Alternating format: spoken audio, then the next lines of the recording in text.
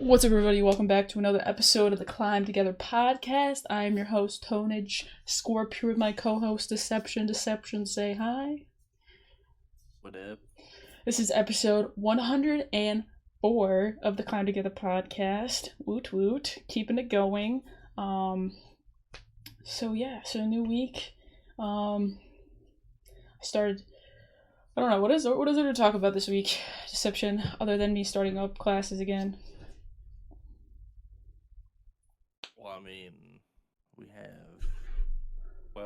The major is not for.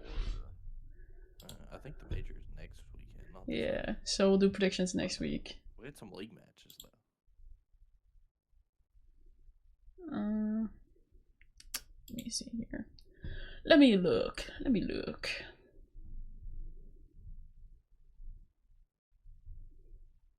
Oh yeah, so I guess we can kind of talk about this. This is something huge. And it kind of leads into a bigger topic, I suppose. Just switch this over. So, Hastro has reacquired Envy, Dallas Empire, and Dallas Fuel from Optic. So big one. Yeah, this is huge. You know, because like we've seen this happen, and it just happened recently. Like this has happened with multiple different organizations over the past few years. I mean, first we have Optic, getting back in the hands of Effects. We have Complexity getting back in the hands of the original owner, and then Phase being put back in the hands of the OGs, and now we have Envy pretty much revived, because like before they just kind of merged with Optic, but now they're kind of back into the fold of things, which is really exciting. They've already signed an Apex team too. Yeah, let's go. They have two of Optic's old Apex players. Let's pull this up actually.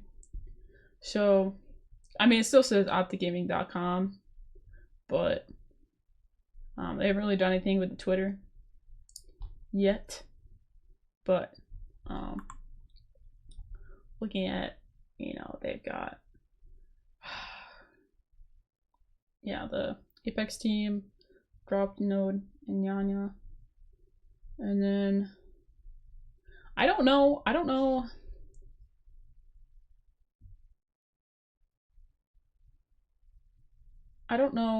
what it's gonna look like for with the Dallas Empire, because that's Call of Duty, right? And are they going to be back? They reacquired the brand, so I'm wondering if they're going to go in as like a challenger team, or if they can, go into challengers one year, look really good. Maybe they'll end up taking one of the spots in the top, reacquiring one of the spots in the top teams. I assume they'll have to do, because obviously, like there are already 12 teams in the league, and even though it's been rumored like 100 times, like there's probably not going to be a league expansion. So yeah, so I think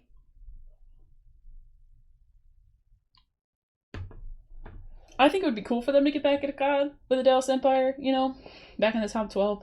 But it would really take, it would take a lot for them to get there, Pull this up. It'll take a lot for them to get there. And I don't know if that's something that they're gonna do. So, I don't know, I'd like to see it. I've heard rumors that they're gonna try to pick up some really good challengers players, and obviously, like with the amount of money Hastro is probably coming in with, they probably will be a pretty well-funded challengers team. So for sure. A lot of people want to play for them, but we'll see. Yeah. So, their last post was in November 2021.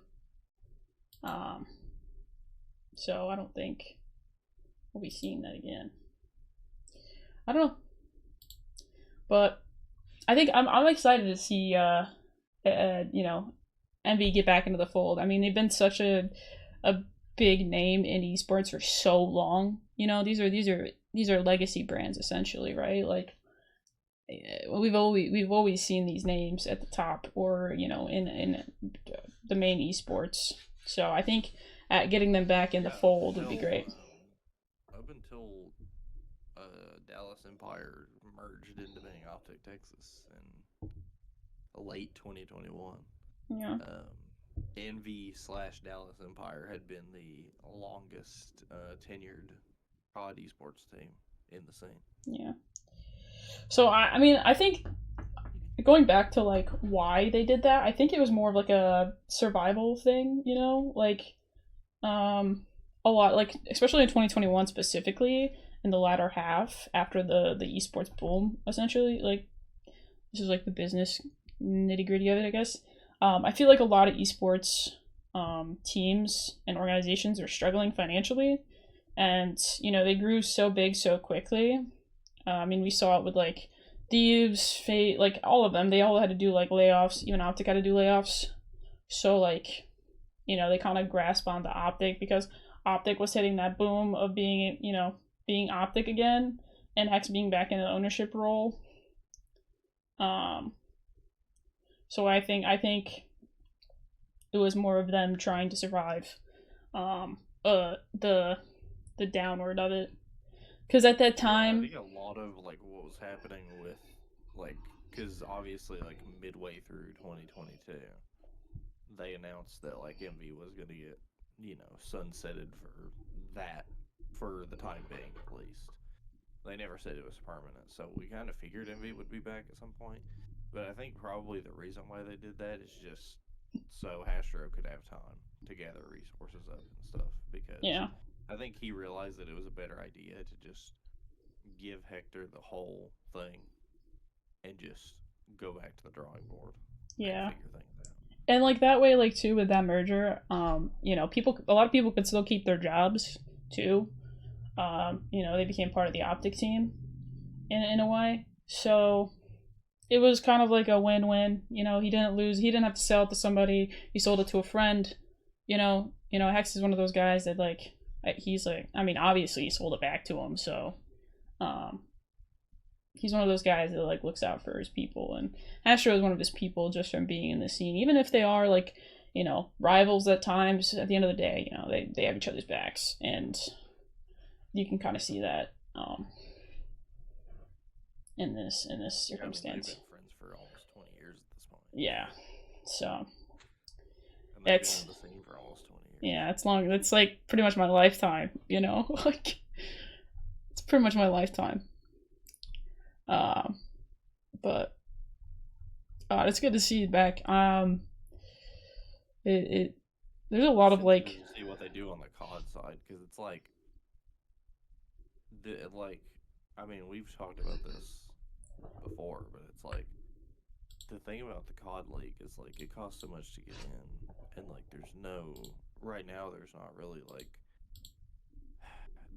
really enough like assets or like ability to do an expansion.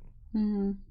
Because then you're like running the risk of like teams not having enough money because you'd probably have to split the money more or whatever, and a whole bunch of other things. So like basically like if Envy wants a COD team and we want to go, they want to go the COD route, they probably have to do challengers, which right now challengers is not in a good spot at all. Yeah, it's kind of like it's really rough right now for challengers.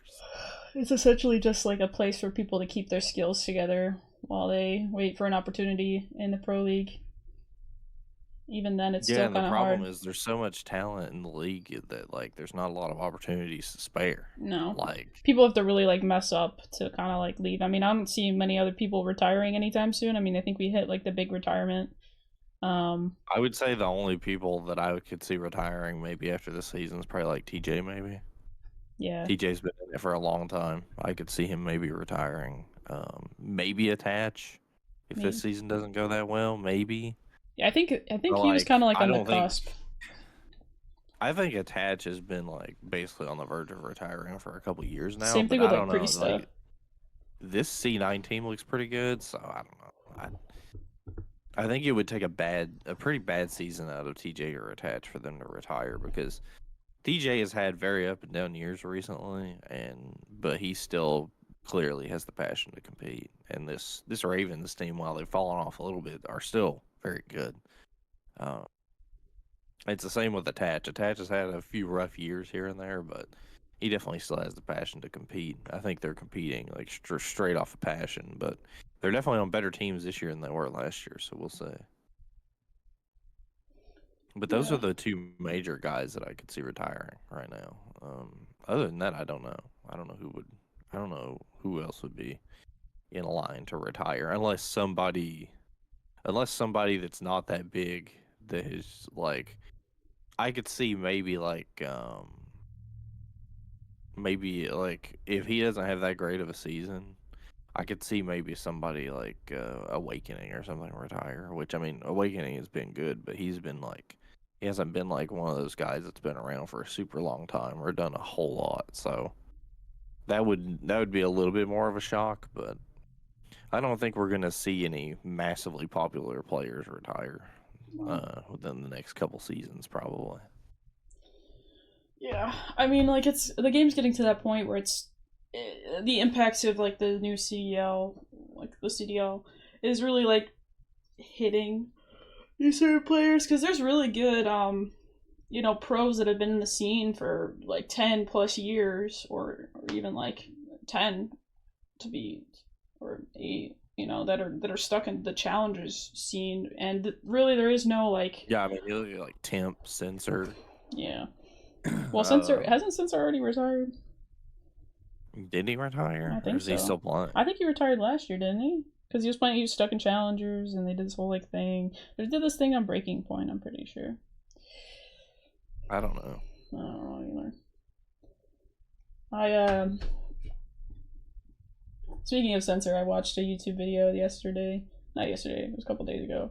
About why everyone hates Sensor, and it was nice. It was funny.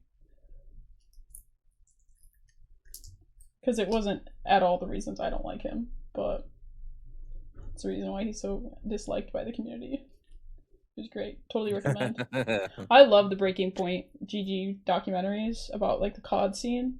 Like, they're so good. Breaking Point makes great videos. I love Breaking Point. Totally recommend. If you guys are into the COD and like the competitive scene and want to know a little bit more about the history behind it, or just like certain people, certain things. Breaking Point makes great YouTube videos. They have great, like, if you go on Twitter, like during league matches, they have great stats. They post box scores at the end of every series. Like, they're great for that.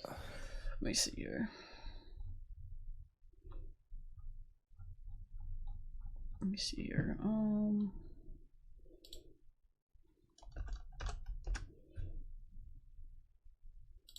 Pull them up real quick.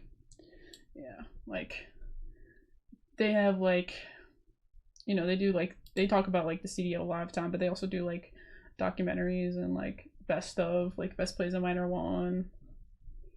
The 7 Optic Dash broke a 7-year curse. It's like a 35-minute video. It's like long form content, but it's so good. Story of Shotzi. They do like exclusives with different players. The darkest competitive COD Iceberg. A lot of great stuff. I love watching their documentaries though, especially like during the off season. During it, like the one shot story of Clayster, like going through his that's his like retirement video, I'm pretty sure. What they did with him. It's just really great. I really like their content. Good stuff. How a player with one thumb conquered 2 esports. Nice. I always forget that like Enable doesn't have a thumb. I know it's so weird, but I just forget. That's the thing though, is like people really don't talk about like esports related injuries, which is really weird because you would think like playing video games there'd be no like injuries, but I mean, there's like Illy's whole hand thing that he had, and then like the main esports related injuries are like mainly like thumb, hand, wrist. Yeah.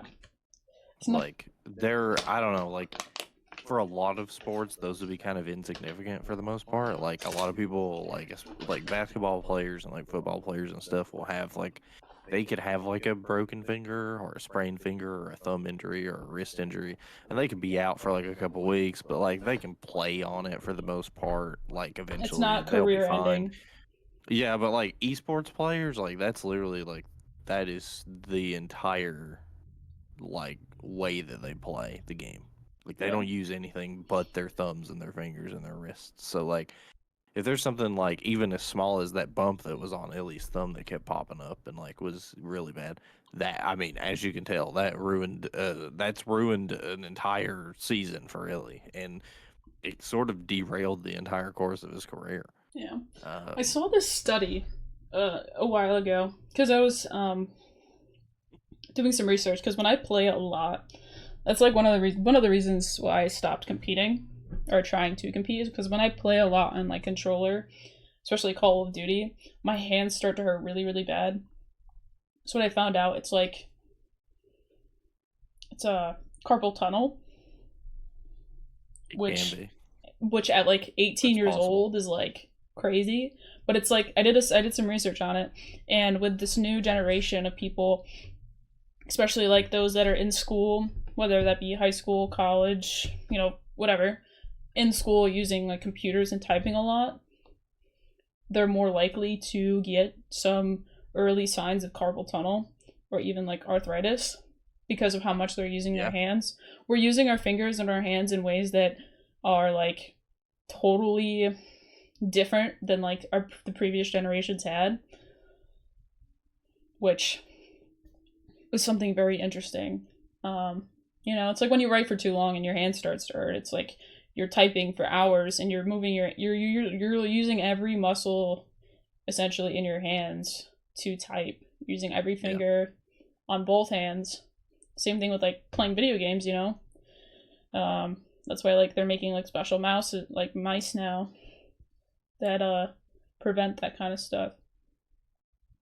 I don't know Special. if you saw it, but like this popped up on my timeline a couple weeks ago. I saw a video where somebody asked Scrap if he does anything with his hands. If he like has any like if he does any like hand care things or he does like anything to like protect his hands.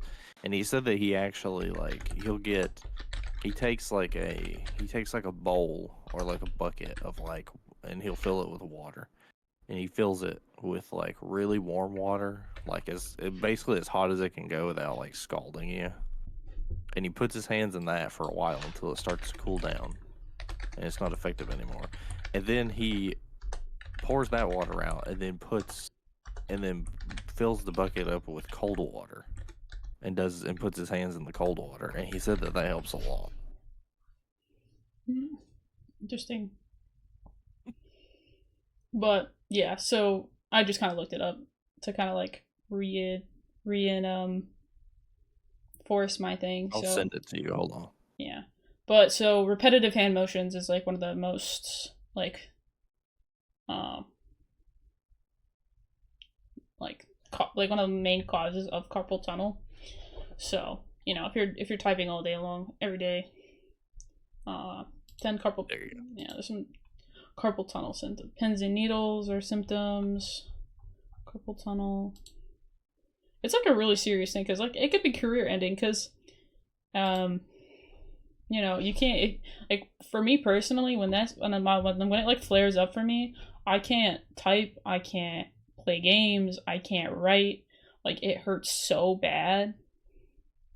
I think it really helps for me that I was so borderline addicted to video games when I was a kid and I got my hands in that kind of shape because I haven't I'm older than you and I haven't felt any kind of effects of that yet. Yeah, I mean, and part of it's genetics too. Like um my grandma has like that really bad arthritis and carpal tunnel, so like one of the things is like if you're like predisposed if a family member already has it, and she's had it for a long time from like painting because that's what she does for like that was her side hustle for a long time and now that's what she does for a living. So but we'll watch this clip. And like I So ice cold water. So just like I have a bucket, I fill it up with cold ice and like super cold water. Put it in my hands for like 20 minutes, and then I'll get like hot water, or like the hottest that you, because like I can't lie, like if you put it too hot, you're not gonna be able to put your hand in it. Like it'll actually hurt. But get it to a point where like you can have it in there for a long time, and the water can be as hot or as long, or like kind of as long, because it's gonna get like not as hot towards the end, obviously, of those 20 minutes. I do that. The biggest thing has been the ice and like ice water and like fucking warm water. That shit's godlike. That shit will really help. So But I mean, someone in the comments did say, "Don't do this stupid shit. Will literally give you arthritis. Going from cold to hot temperatures will fuck up the nerves in your hands. Someone save Scrap from destroying his hands."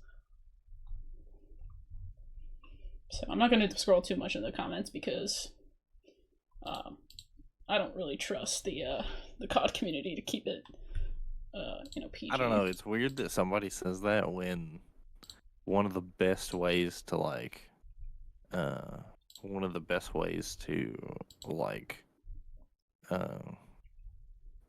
keep your like body weight down and stuff, and like ice baths and stuff like that, is to go from like warm to cold water. Yeah, I mean, like the thing with like ice baths though is like there's like a science to it. I think like you have to like you can only be in there for so long. It has to be really really really cold, but not ice cold, obviously. And then I don't know if you're like allowed. It's more of like a recovery, I guess. I honestly don't know. I mean, who knows? Maybe Scrap does that like at the end of the day. Yeah. I don't know. I don't know. I'm not a doctor, nor am I trained in like physical therapy or anything. I just remember, I like when it came to like muscles specifically, you ice it for however long, like 10-20 minutes, and then you heat it for 10-20 minutes, and then you ice it for 10-20 minutes, and but then there's studies coming out from like specific people saying that's not a good thing to do, and you should just put heat on it, not ice, because ice, like, I don't know how any of this works anymore. I'm so out of the loop when it comes to like that kind of stuff. I just use the heat because that's what works best for my back.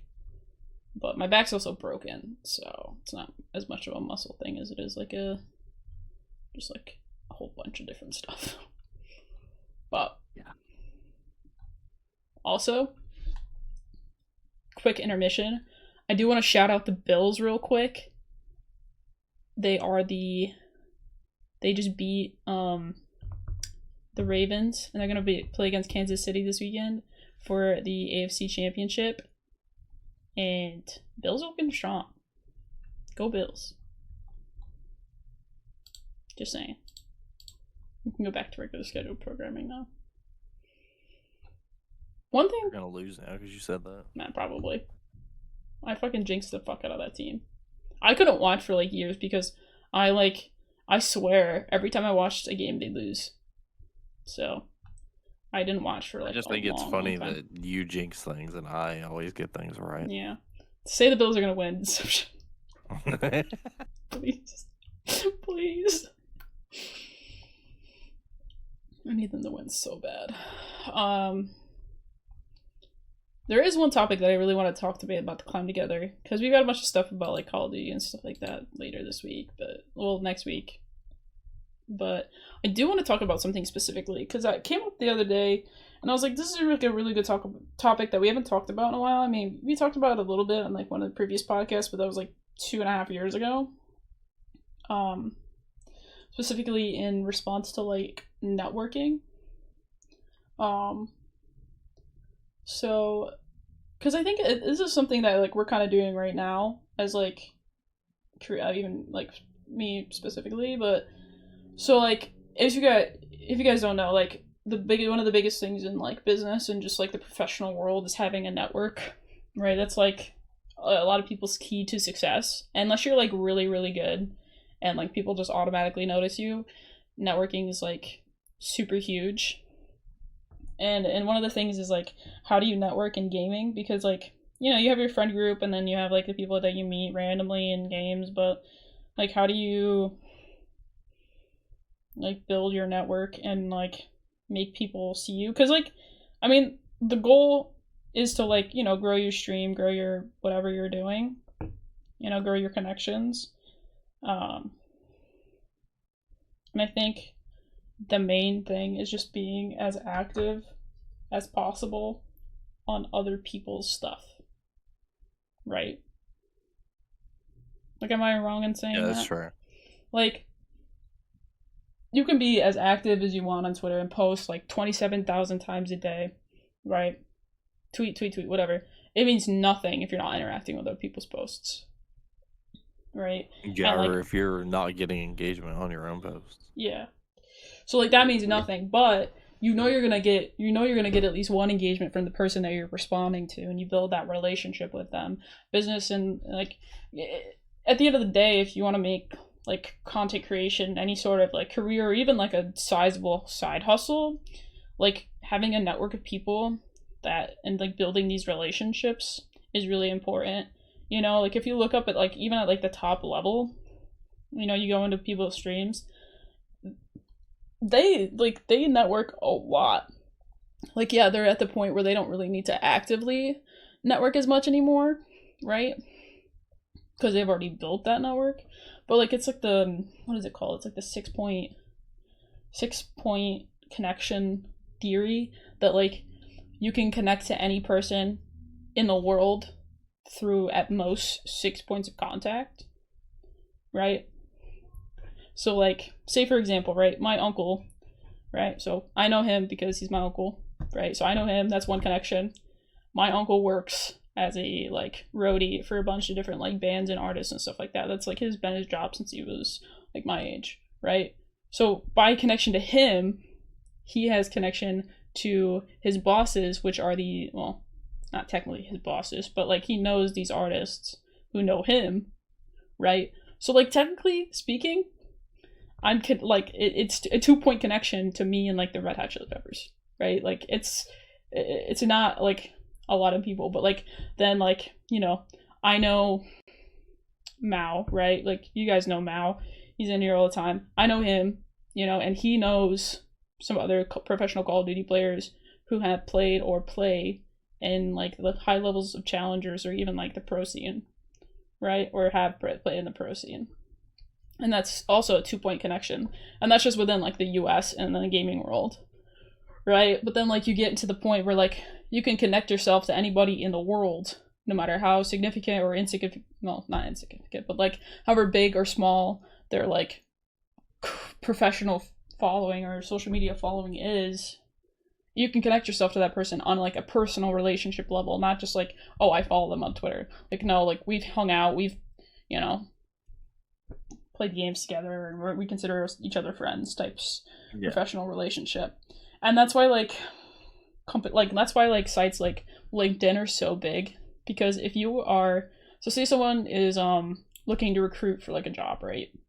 This is just like I'm gonna draw like a parallel in a second to gaming, but like, so say someone's looking for a job, right?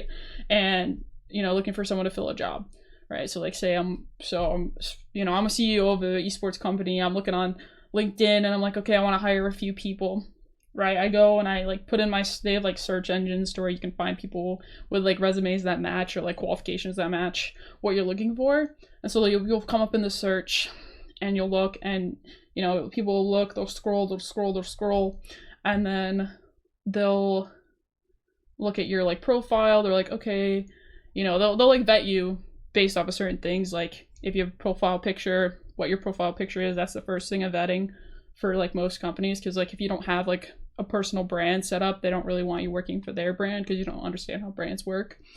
Yeah, plain and simple. Like if you don't have a profile picture, you're doing things wrong. But then you see like it automatically shows you, like even like on like Twitter, it'll like or X, whatever, it'll show you who's already following. So like say like I'm scrolling and like I see that, you know, for example, like I find someone, I'm like, oh, okay, they have like a cool logo, the cool name. I click on their profile and I see that like Hugs is following them. I'm like, oh, so Hugs fucks with them. Like I'm gonna like look at this person more because of the fact that like Hugs follows them, right? Or say Deception follows them. It's like an automatic like, okay, they know someone I know, right? Or it like builds this like familiarity, right, and connection. Like, or say you're like in like a chat and you know, you're consuming the streamer's content and like you become friends with one of the other guys in chat, right? Say that's kind of like how Deception and I met, sort of. Like, he came in from Taylor's stream, and you know, we both were in her stream and we kept talking, and our friendship kind of boomed between the two chats, mine and hers. So like, but so like Deception and I became friends, right? And I go and I'm like looking for other streamers, and I'm on Twitter or whatever. We follow each other on Twitter, and I see like, oh, Deception also follows so and so, and I know that we like the same kind of thing, so I'm gonna check out their stuff. You know, it's like building this connection with people and constantly building these, like, they don't have to be like really great relationships, but like enough to where like you can have a conversation with them and it not be like weird. You know? You can get past small talk. Yeah, like you're not like, oh, how's the weather? You know, you're like, hey man, how you doing? How's this going? Like, what you went up to? Like, how's your COD grind going? I know you've been going for Dark Matter. Like, how's that? You know what I mean? Like, past like the small talk, it's more of like the remembering things about their life sort of thing, which you can't do with a lot of people, but I mean, if you can do it with a few people, you eventually learn how to like file people in your brain, right? And like for Twitch specifically, it's more of like, it's not as much rating out to people as it is being in people's chats. I did this like a few years ago. I did this like controlled test or whatever about like networking on Twitch. This was when I was still living with my parents. So it was like 3 to 4 years ago. Deception remembers this time. It was like when Twitter Spaces were really big, and I would sit in these Twitter Spaces, which was a really big networking tool, by the way, like sitting in these talks with people talking about, you know, like content creation with a bunch of other content creators. Spaces that are like dead now. They're completely dead now, but when they were booming, nobody does Spaces anymore. No, not at all. But at the time, they were really big because they had just like come out, and I would sit in these Twitter Spaces until like 2 o'clock in the morning, participating whenever I could. You know, always asking questions, always finding questions to ask. Sometimes I would even think I knew the answer, but me just getting up on the panel and asking those questions put my name in front of people. And there's people that I've met that I still you know, communicate with on Twitter or in chats with to this day. Or like on Discord and stuff like that. Like, those are connections that you build. And there's people that you meet that will constantly like know who you are, and like will think, oh, I know this person, let me see what I can do. Because like a current connection that I'm building right now off the internet is like with eSports Club at my college, right? Like, I'm already with my target market of like people that I want to be around, right? Which is people that are into esports and into gaming, right? They know, one, that I'm the president, right? But also, two, I build relationships with all of them. I do my best to know everybody's name, everybody's gamer tag, play with people as much as I can. And just because I want to, I mean, the networking aspect is like a bonus, but when they go into the, you know, after they graduate and they go into the professional world, if they decide to be in esports in any capacity, they know what I do and that I'll still be doing it.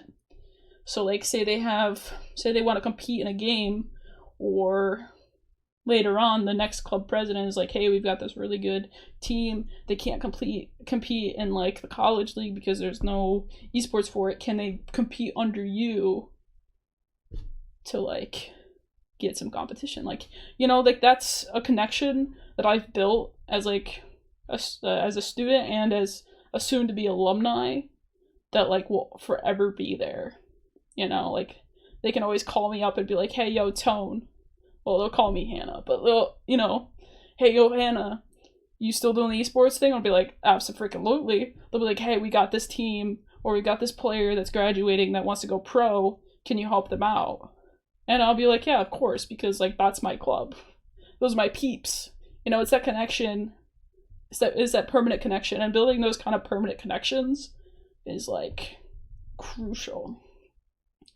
right? So now that we like kind of talked about like the connection aspect of it, getting those connections takes time and effort and like sometimes a dedication, you know, because you have to be willing to like take some steps out of your comfort zone, right? You know, get out of your normal group of people, right? Because if you stay in that normal group of people forever, like you're confined, right? So you have to find a new streamer, right? One that you think is cool.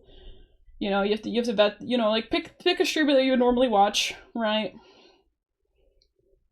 Like you're like, okay, someone that's doing camo grinds for, I'll say this for me specifically, but someone's camo grinding for Call of Duty, right? That's something similar to I do.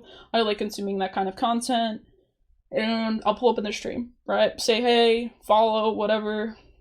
I usually wait a little bit before I start following or talking because I like to gauge the person that I'm watching, whether they're my kind of vibe or not. Because sometimes you're like, oh, this looks like a cool stream, and then they're in there saying slurs, and I'm like, I gotta bounce, man.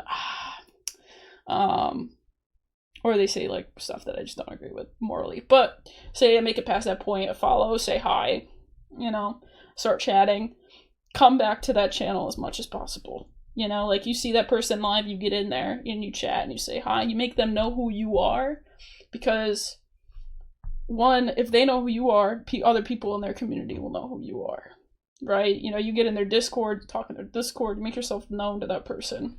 I recommend when you choose a streamer, you know, say you're looking to grow, you know, don't do it with the intent of being like, I'm only doing this so I can like grow my channel. You're doing this to build your network, right? Networks will benefit you in the long run. It's like the growing is like a bonus effect, but like the network is like the main goal, right? Yeah. So you're building your network. When you build your network, you want to try to get people that have more than you do, right? Or less, you know. But most likely, if everybody did this networking system, the people that like had less viewers than you would come to you, right? But you can also find people that have less viewers, because at the same time, like one more person or 5 more people into your community or like into your network is better than none. So if you want to start small with someone that just has like 1 or 2 viewers, start there. Or if you want to start with someone that has like 10, I wouldn't go to like, if you're averaging like 5 to 10 viewers right now, or 1 to 5, I would keep it in like this, like, well, like a step up or a step down, right? So there's 1 to 5, 5 to 10, 10 to 20, 20 to 50, and then 50 to 100, and then 100 plus, right? You kind of want to stay out of the 100 plus unless you're in the 50 to 100 range, right? Because that's like a big bone to bite off, because you're not ready to handle that amount. So say like they raided you one day, right? Are you equipped enough to handle a raid of 200 people when you normally talk to 2? No, you're not. I hate to break it to you, but you're not. You're not used to your chat movements fast and like what wants to answer, what wants to not answer, what to say, how to feel, right? You're not used to that. You can go that way, fine, go for it. I'm not gonna tell you no, but I don't recommend it, right? So like, I mean, it's happened before. Yeah, it has happened before to me a few times, but I was active in those communities before they blew up, kind of thing. I knew those people before they made partner because of networking. Sometimes that will just randomly happen, because I know there are a lot of like big streamers that do that. There are a lot of big streamers that try to raid people that have like less than 10 viewers, or maybe they only have 1 viewer or whatever, and that's like the only people that they raid unless one of their friends is on. Yeah. Like, if one of their friends isn't on, they go raid somebody that's got like 1 viewer. Yeah. I mean, that's always like but that's like a random by chance thing. You're not gonna get that usually if you're active in that chat, because a lot of people don't want to like encourage like view farming, I guess, or like, because I don't know how to say, like self promo kind of thing. You know, that's not like a big thing that a lot of streamers like. People don't like streamers don't like it when other streamers come into their chat and be like, hey, I'm streaming right now, or like, I'm gonna go stream by, or whatever, because like that's their stream. You know, you came to their community. Like, they don't want you to be like hijack their situation or promote yourself in their space. Yeah. So it's, you gotta like toe the line, right? But like, yeah, like, I mean, I'm not saying you shouldn't, get into those bigger groups, but I would spend more time working on the ones that are a step up and a step down from you. So like me personally, right now I'm like 1 to 5. When I did this experiment, I was like 5 to 10, right? And then there's like 10 to 20, right? So I was in the 10 to 20 range trying to find people, and I was also in the 1 to 5 year range trying to find people as well. This can also be good if you're like a recruiter for someone, because you need to know people, and finding people that are in the one, like a step up, step down from you, is a good thing, because usually when people want to join an organization, I know I'm like all over the place with this. Maybe I'll come back to that thought actually with the joining organization. That's totally separate thing. But anyway, so you want to find the step up and step down. So like if you say, you build this relationship with a person that has, 10 to 20 viewers, right? You're in their chat almost every single time they stream for at least a little bit. You ask them, you know about them, they know about you. Their followers know about you. You end up getting into their Discord, talk on their Discord. Now that you're in that Discord and you're talking, people are building relationships with you. You say hi to them, you say good morning, you say good night, you play games with them. They'll see, like, if you have your Twitch connected, especially to your Discord. If you don't have your Twitch connected to your Discord, you're missing. They'll see if you're live, and they'll be like, oh my god, I love, chatting with them. Let me pop another stream and support them. They'll do that. That happens a lot. That's happened to me a lot, just from Discord that I'm in. I'm not even, like, participating in. I'm, like, in their Discord, and they'll see that I'm live, and they'll join, right? So it's, like, a very good idea to make yourself known in communities, because when people are like, damn, freaking Deception's not live right now, but I see Hugs live, and Deception and Hugs play together all the time, and they chat all the time in Discord, so I'm gonna go watch them, and they're playing the same game. So you want to kind of like pick people that are similar to you, insert yourself into their communities, or not insert yourself, but like gradually enter into those communities and become a part of those communities. Don't do this in someone that you don't enjoy watching or you don't enjoy talking to, because you're going to be spending a lot of time with these people and talking with them. So if they're not your kind of people, don't talk to them. And this is how you build like those lasting friendships. Like for me, back when like streamer groups, like it wasn't like it's not like it wasn't like an org, but it was like a community of streamers that would just support each other. I joined one like long time ago. That's how I met a lot of different people that I know now. That's how I met Kichi. That's how I met. And a lot of times those can be good. Yeah, they can be. I know they're like they can kind be of like dead now. I mean, they could be good as long as the people up top weren't fame mongering. Like they just wanted everything to themselves. A lot of them at the beginning would start out and like be like, yeah, let's support each other and everything like that. But then they would start getting, because they were in charge, quote unquote, they were the leaders of these communities, they would get more of the followers.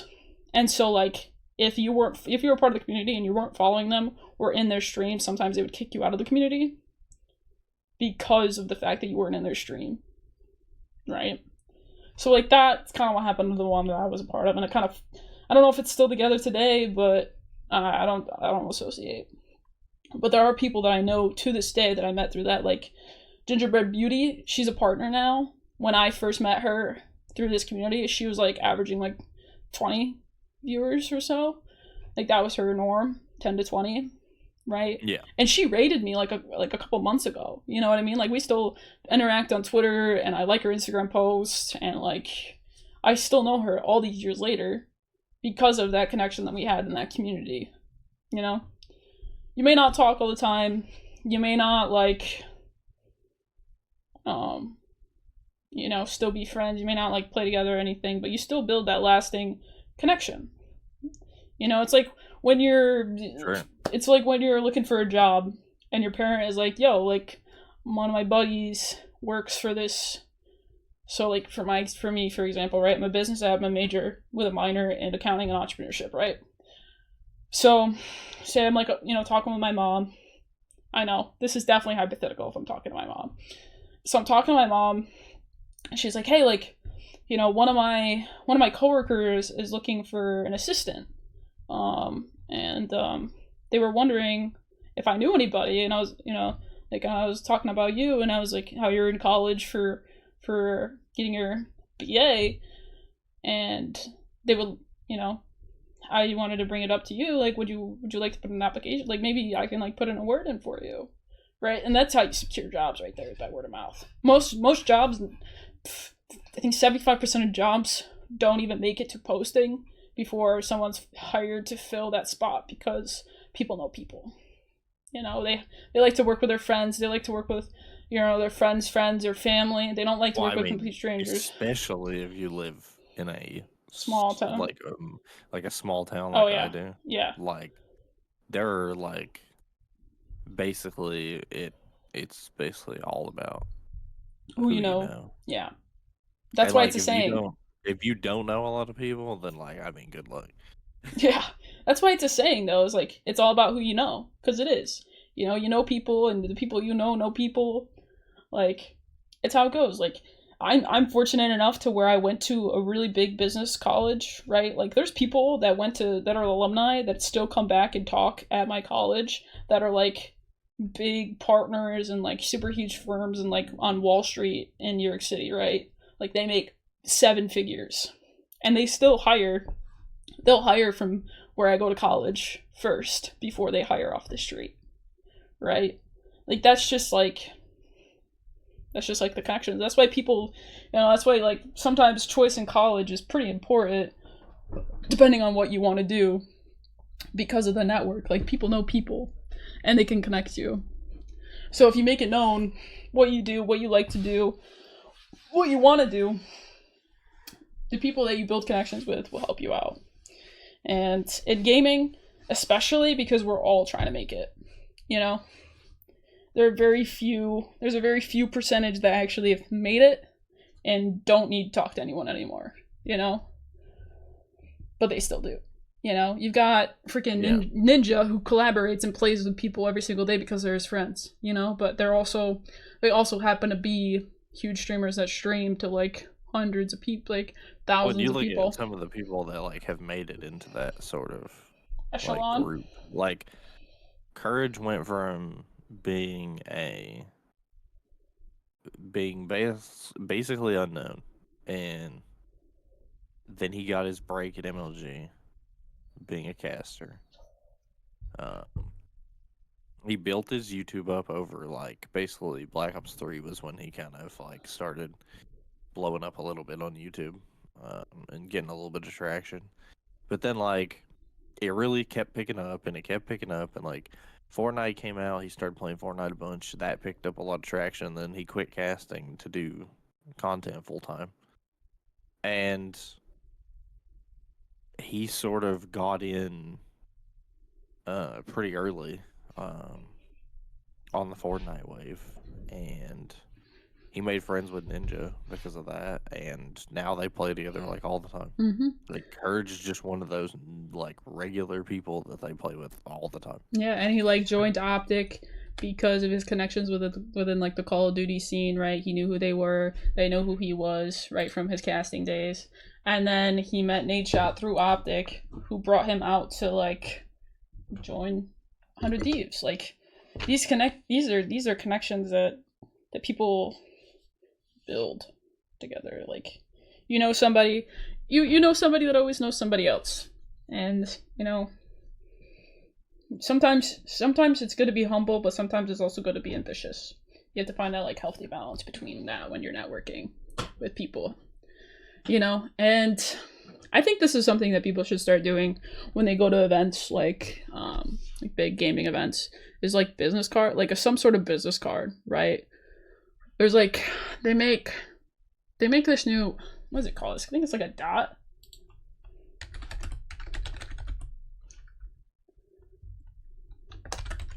Yeah, it's like a dot business card, right? And essentially what it is, it's literally just like, it's like a credit card, right? And you tap it to the back of someone's phone, and pulls up your link tree. Like, it pulls up whatever link you want them to pull up. So say you have a website, it pulls them to the website, like if you're a graphic designer or something, right? So you don't need to, like, you know, kill 1,000 trees and hand out business cards, but it's $20 plus shipping for a card that you can keep in your wallet, and anytime you meet someone that's also into what you're doing, or, you know, you want to connect with, tap the dot card to pull it up. They can automatically follow you. You follow them back. That's pretty cool. This is like the new wave in business. We talk about this in class like all the time when it comes to like events and stuff like that. I gotta get me one of them. But like, you can put your phone number, you can like put your contact card on there. Like, say you don't want to be in gaming or whatever, but you're like in business, and you know you want someone to have your phone number or your email and all that stuff. Like, because you know how like contacts works, right? Like, you new contact, only like $20, which is crazy. Yeah, so you get your first name, last name, company, a photo, so people can associate, you know, face to name, your phone, your email, your URL, your birthday, social media profile. Like, you can like fill that out and have that, you know, contact card be on this dot, and then immediately, you know, hit it with someone and they'll be like, yeah, for sure. They'll add you as a contact, and boom. Like, it's just, you have to be open and talk about what you want. Because like, I almost got this internship a few years ago for this company as a social media manager, because I was working at this restaurant and they were drunk. I was feeding them shots, you know, the works. And they asked me like what, like if I was in college or something. I was like, yeah, like I'm going to school for, you know, my business administration degree. And at the time I wanted to have a minor in marketing. So I said, well, the minor in marketing. And they're like, so do you do like social media and stuff like that? Because we own a bed and breakfast the next town over, and we're looking for a social media manager. And then they handed me their card.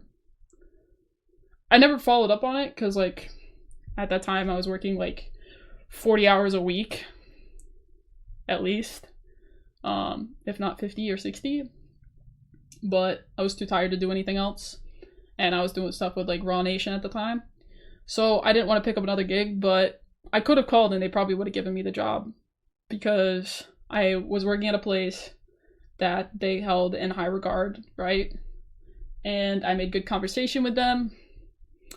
They probably, honestly, if I saw them again, I'd probably remember them, and I'd hope they remember me too. But they also did have like they had a lot of shots. They were celebrating like a deal or something. They had a lot to drink, so I don't think they would remember me. But if I'd called them the next day, I'm sure they would be like, oh yeah, or at least their wives would have remembered me because they were sober.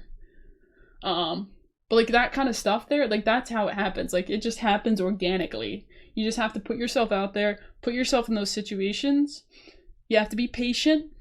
You know, it's not just going to automatically happen. You can't just expect for people to be, you know, off the bat offer you something, or, you know, follow your stream or tune into your stream. But